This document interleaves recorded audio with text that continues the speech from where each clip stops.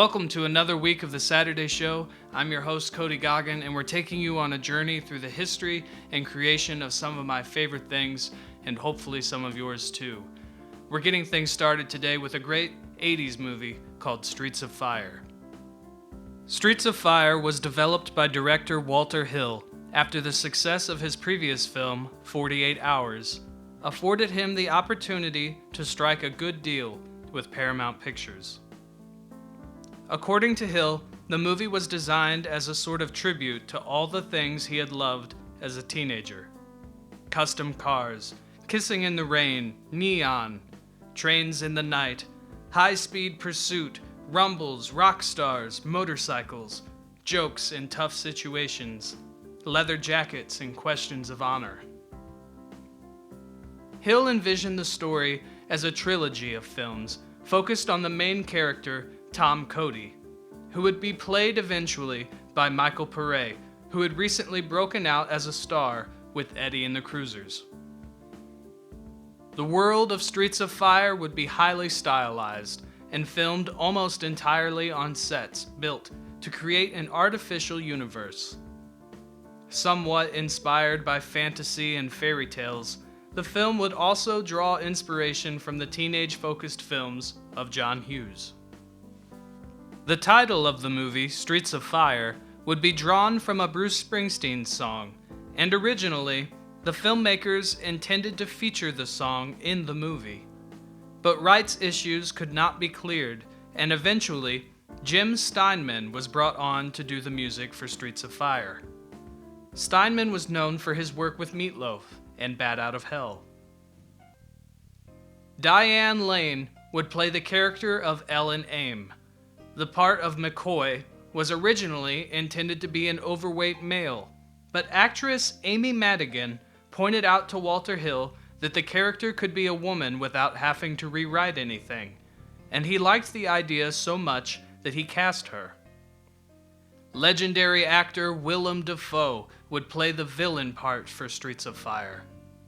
And Rick Moranis would also feature as Ellen Aim's other love interest. When the film was released, it opened against Star Trek III, The Search for Spock, and Streets of Fire never stood a chance.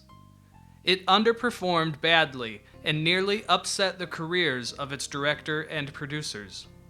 Michael Pare's career as a leading man also struggled after this. Because of this commercial failure, the planned sequel adventures of Tom Cody were never made. Many years later, a very low-budget film called Road to Hell would feature Michael Pare as a character called Cody, and serves as a very distant spiritual sequel to Streets of Fire, but it cannot hold a candle to the original movie.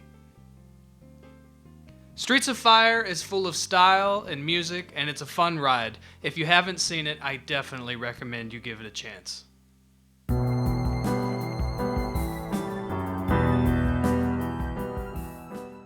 Album of the week today is a fun one, and it's an album by Kiss from 1976. It's Destroyer. Kiss was hot off the heels of their live album, Alive, which had propelled them into national stardom more than their first 3 studio records had. Introduced to Bob Ezrin, who had worked with Alice Cooper, Kiss would use different tools and sound effects for their next album.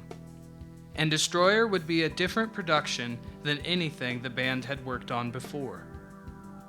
Paul Stanley would later call working with Ezrin as like going through musical boot camp, but it served to force the band to work on their musicality and made for a better record. Artist Ken Kelly would design the outstanding album artwork for Destroyer, and he would later work with Kiss again on the album Love Gun. Featuring Detroit Rock City, Shout It Out Loud, Beth, and God of Thunder, it would go on to be one of Kiss's most well-defining albums and produce some of their biggest radio and concert hits. Up next is our special feature for the week, and we'll be looking at one of my all-time favorite video games, Crash Bandicoot.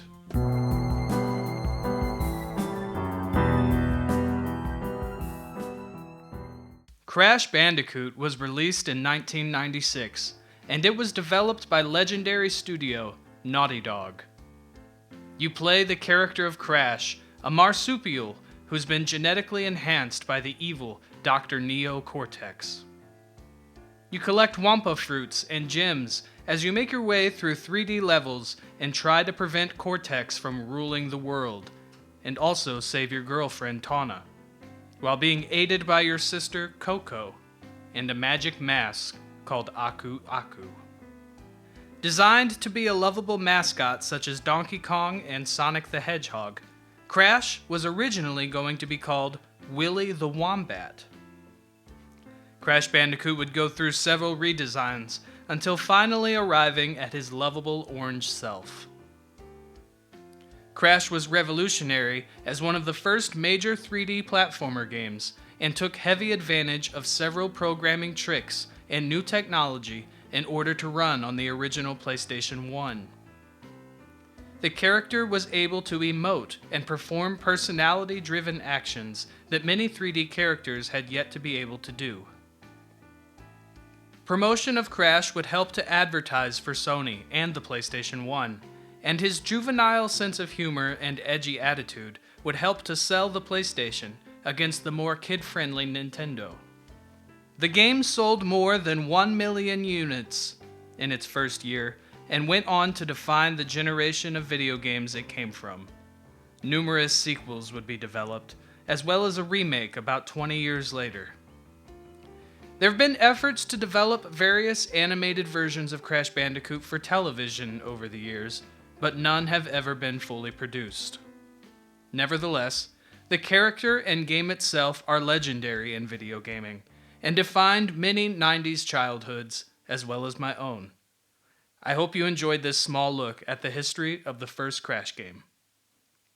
Up next is an original song, and I hope you stick around.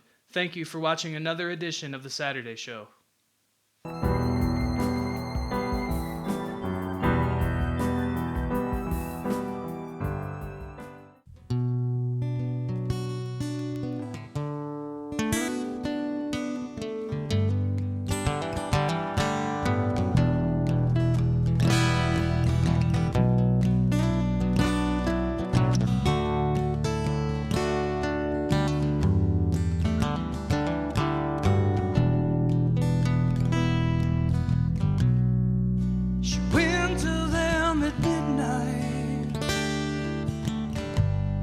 As she showed them her hand,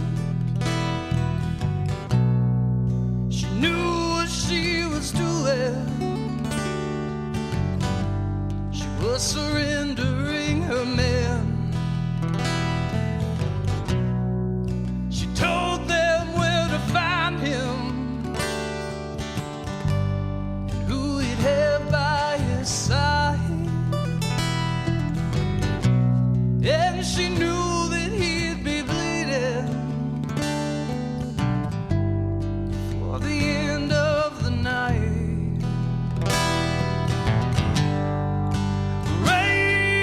Raven, there's been a change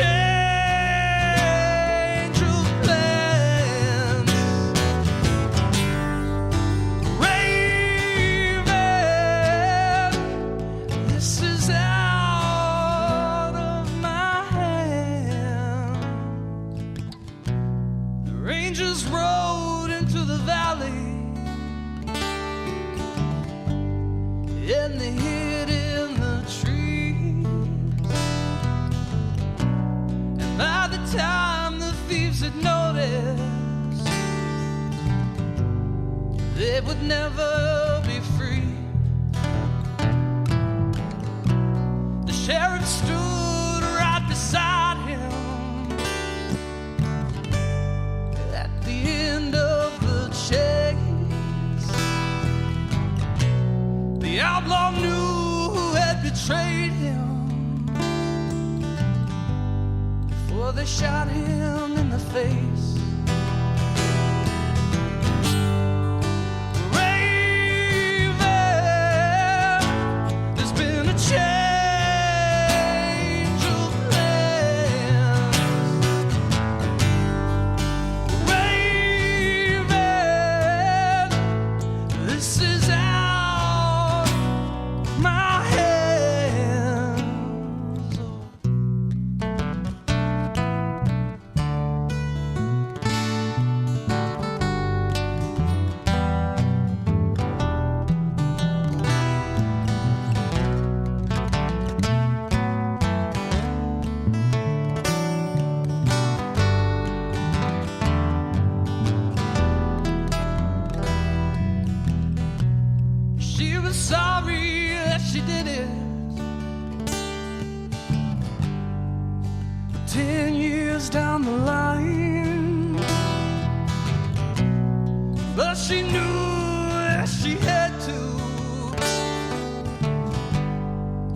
she might not be alive. There's a child in the next room, may or may not be his, but he'll grow up never knowing the kind of life his father lived.